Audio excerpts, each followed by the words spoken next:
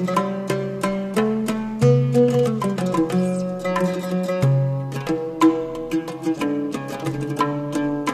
you could see, the title is Contextualizing Socio-Legal Problems of Sudanese Youth in Malaysia, a Case Study. It's simply a case study, and it's something that I lived it. It's something I lived it, and the research itself is a very simple one, in which I went, I did an interviews, and I met the students, and for your information, I've been there for 25 years in Malaysia. And actually, every single problem by the students, or with the students, or to the students, or youth, or even the Sudanese communities, they come to me simply because I'm the legal something there. So always when they get into law, legal problems, they come to me. And as a matter of fact, I'm the chair as well of the consultative community for the Sudanese community. So that's why I'm always there. Now, coming back, this is generally the introduction, conceptual background, methodology, data collection, demographic profile of the respondents, results and analysis, perception and understanding of Malaysian society, cultural integration. Yes, it still go on. Marriage, food, friends, language, social challenges, individual safety, voluntary community service, public safety, racial tensions and slurs, polycophobia, cyber crimes, and bullying conclusion. Don't worry, I'm not going to touch on all that. So the slides you have, they're just skimmy. And if you really want to know more about the problems, there are actually a lot of problems that Sudanese youth are suffering in Malaysia. And I remember Prof. Alam, when he read it, he said, I never knew that there are such huge problems suffered by the Sudanese youth. Anyway, why study Sudanese youth in diaspora?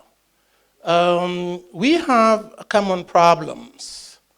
And we thought if we know about these problems, we might learn lessons to advise the local authorities in Malaysia, for example, advise the parents, advise the embassies, and the students themselves. Because one of the issues, if you want to solve the problem, you have to go to the root causes. And there is no way at all to go to root causes unless you study the thing on the ground. So my study is very, very empirical. It is a problem which we learned it, we lived it. And you will find very little theoretical background. It's not a theory. I'm not trying to develop a theory. It is a practical kind of a thing. Just trying to report what is there. Whatever theories you find there, it just brought in order to explain some of the trends that we experience with these students. The students in general, they are exposed to new challenges, a number of challenges, and all of them almost, they have the same problems. I mean, whether you are a student, whether you are a youth who's just passing by, whether you come for work, or whatever reasons you come to Malaysia, they share the problems. But of course, it's a question of degree. How long you've been there, how long you intend to be there, what kind of things that you are involved. Are you a student proper, or you are working, or you came hunting for job? So in whatever capacity you are there, you share the problems. We have different students or youth who come to Malaysia for different reasons. And with that reasons as well, they have different issues and different problems. Now, the kind of common problems that are shared by most youth in there are the study problems, problems with society itself, and with the law.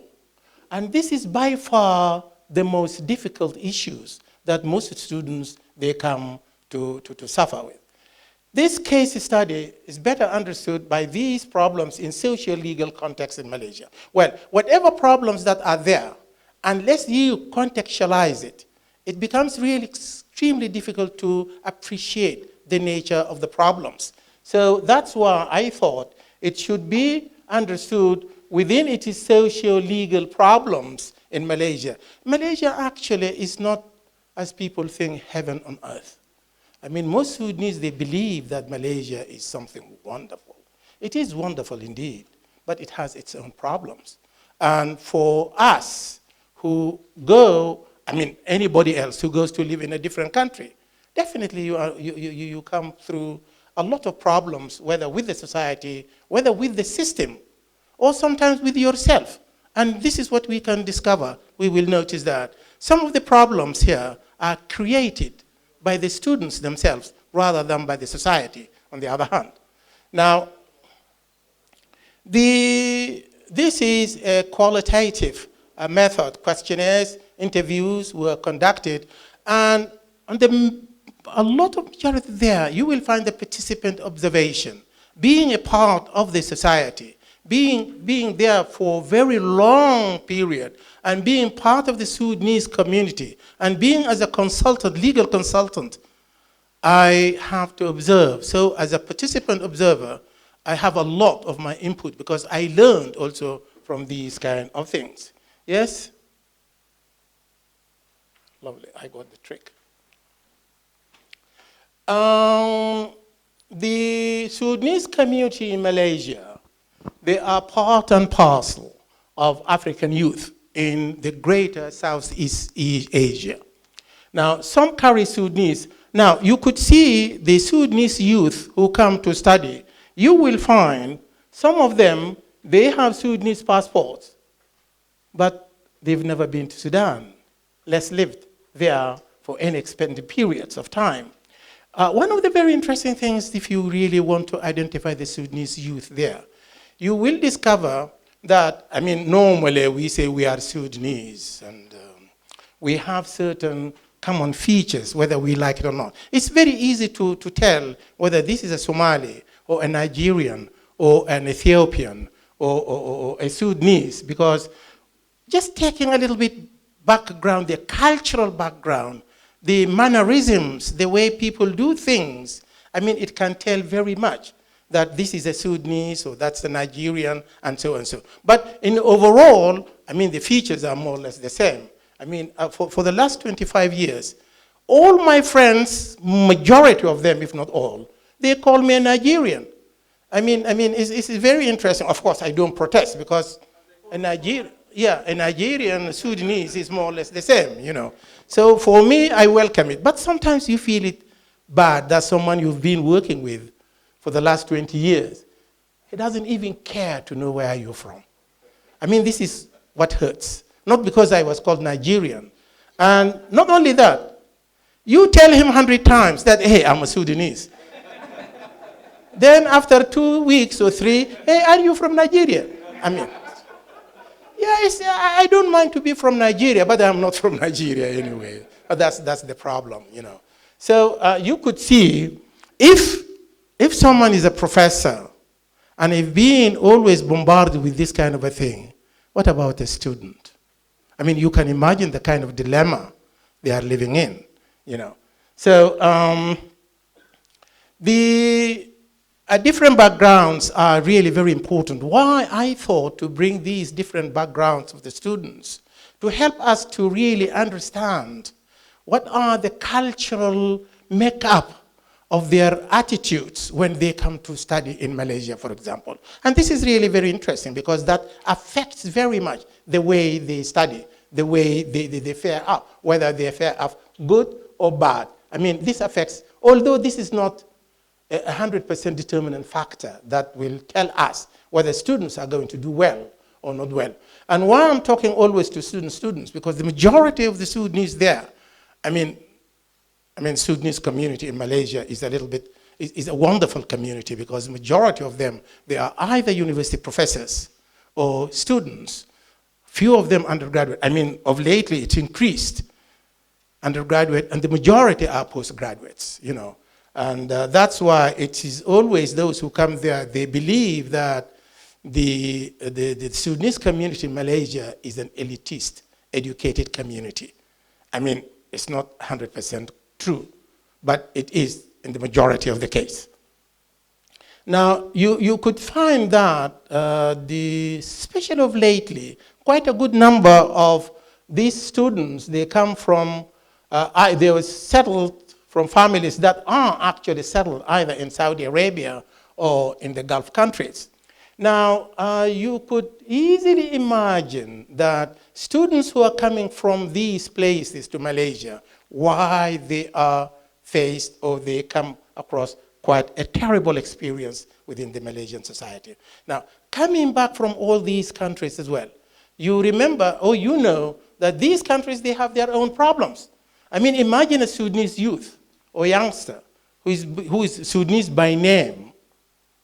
He carries a Sudanese nationality or Sudanese passport, but he's being born and raised up, brought up in either in Saudi Arabia or in any one of the Gulf countries. Now, you could tell, I mean, even the greater Sudan, I don't know whether I should say shame of us or not.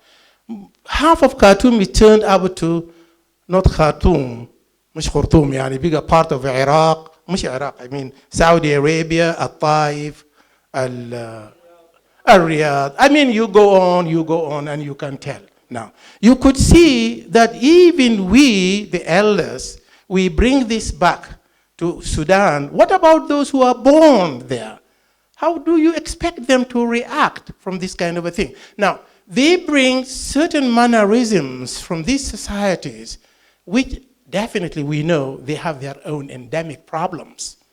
And it's not only us. I mean, these Sudanese youth who come to Malaysia, they do not come with the Sudanese problems. They multiply this, Sudanese plus Saudi Arabia. And as one of the professors was mentioning, Shalali, and I think you as well, you know, they start working in Saudi Arabia, they shift to the Gulf, or come to Malaysia, go back there, and you could imagine the children are moving around until the age of, I mean, they graduate from the university, and if they are somehow, I don't know, lucky or unlucky, they come and move to Britain, and they finish whatever their studies in UK here. And you can imagine how many cultures, how many things that they come across, and they accumulate. And this is where most of them, they lose their identity. Now, okay, coming back,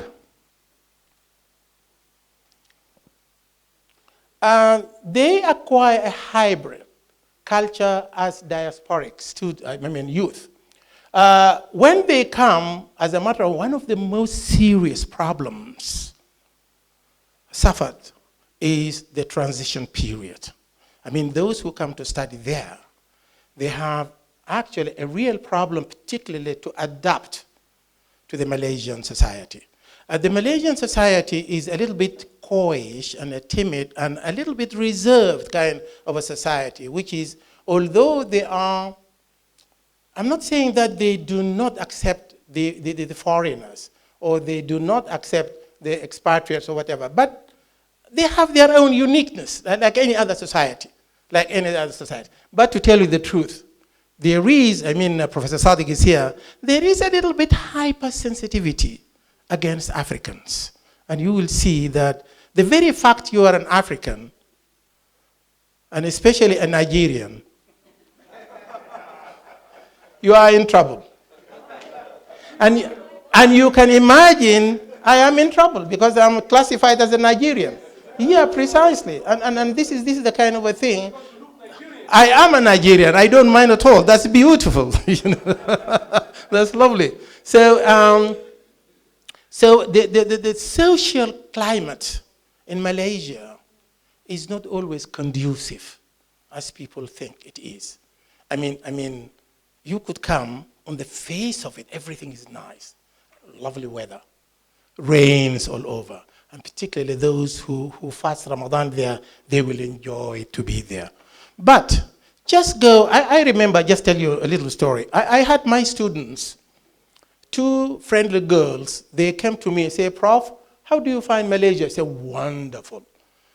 It's nice, people are nice. But then they looked at each other and then they smiled. I said, what is the problem? I said, Prof, have you been out to Kuala Lumpur?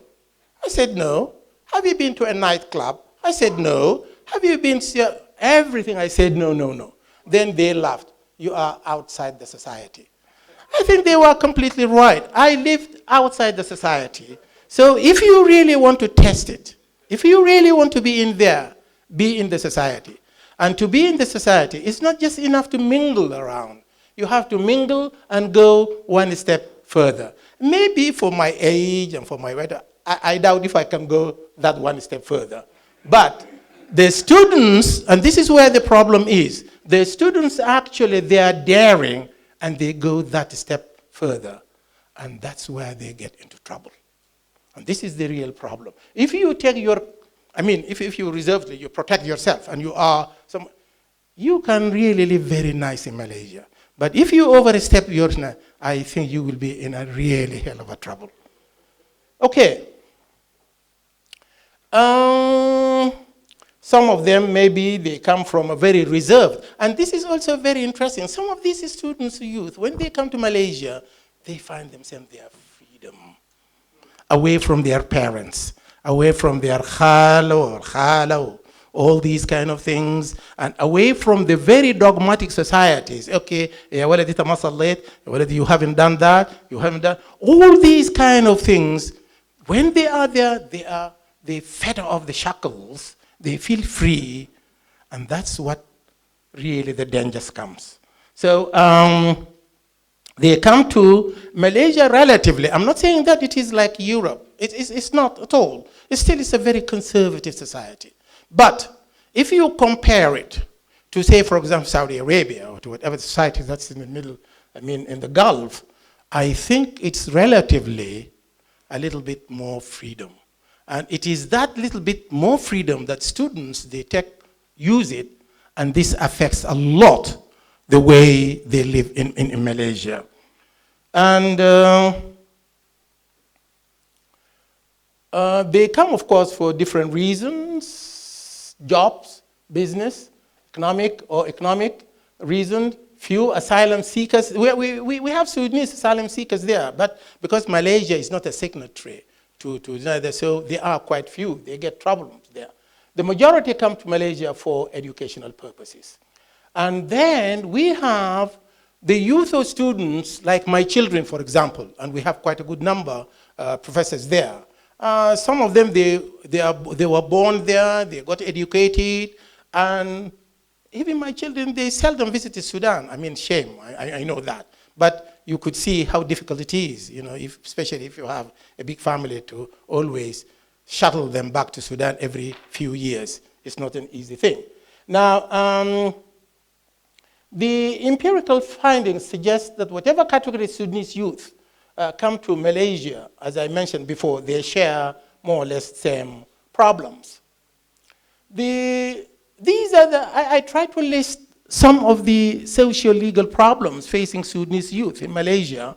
Some of these problems, they are their own making.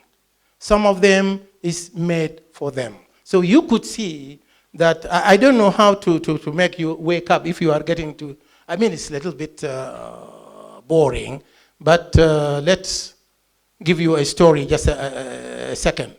Now, some of them, these are the kind of things that they are so careless and they don't care about the law, and they go and drive, and by driving without licensing, and I think Professor Sadiq is here, all these problems, I think you comment on that. They commit very, very fatal accidents. And the Malaysians, they are, I don't want to say that they are very British, but they are still following the British steps. They are very law-abiding citizens, relatively, of course. Now, one of the things that we have, can you imagine we have a lot of these prostitution going on, male and female Sudanese students or youth, they go to this. And you know what takes them there? It's because of the need. Some of them, they are pushed to it. Some of them, they are pushed to this. Some of them, they find themselves, they don't have any other choice but to sell themselves. This is really very sad. Did I spend 20 minutes now? Oh, that's very interesting. I'm really sorry. Okay, let me rush then. Yeah, okay. We have forgeries, we have immigration offices, drug abuse, addiction, drug abuse. And this is a very interesting story. There was a gentleman with his son, he's a professor, and then they were talking about the problem of drug abuse. Then his son said, Dad, do you know every other Sudanese, they must have tasted or used drugs, else he must be a priest. Then his father asked him, and you, who are you? He said, of course I'm a priest. You know. He said, of course I'm a priest. So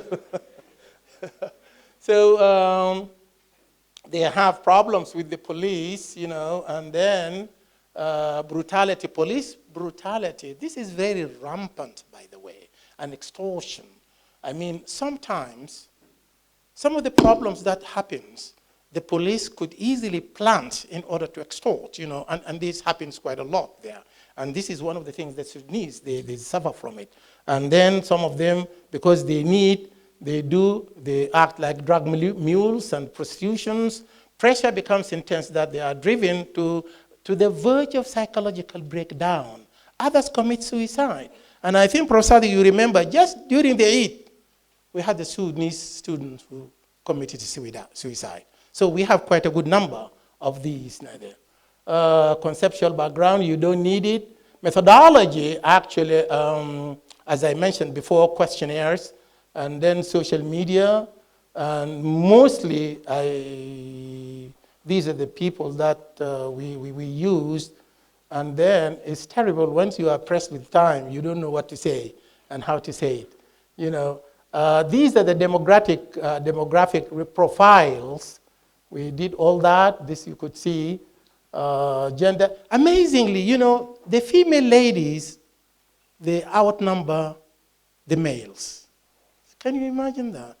Oh, that's very interesting, you know. So we have, and then analysis and findings, agreed that they enjoy their stay there, agreed that they easily adapt to Malaysian culture. But then if you go, these are those who responded through questionnaires. But then when I found that the number is not enough, I went myself and tried to interview the actual, you will find that the reality doesn't represent whatever that responses that came from the students there. So they are not happy, to tell you the truth, they are not happy. One of these things that is very common, Sadiq, to be called Negro in Malaysia. I mean, we are all Negroes. I don't mind to be called a Negro. But then sometimes when they call you for a certain, I mean, they have certain meanings after that, this is where. Or they call you Orang Hitam. Orang Hitam is a black person. I mean, so even professors, I remember, to tell you the truth, in one of the Senate meetings.